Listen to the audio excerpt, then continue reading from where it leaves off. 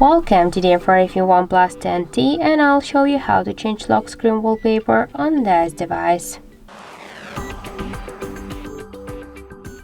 So first let's open the settings application and then click here to personalizations. After that you'll see here wallpaper section. Click here once and we can select our new wallpaper from album on our smartphone.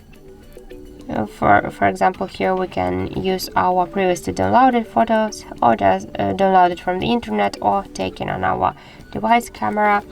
Here we can also find the default photos. For example, let's use this one.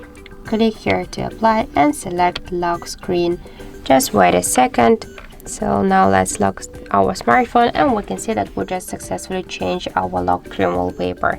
If you want to make it by another way, you also can do that. Just hold for a while your device screen with the finger and then on the left down corner tap on the wallpapers icon, and by the same way you can select one new just wallpaper. For example, let's use this one. Click apply lock screen. Also if you want, we can just use our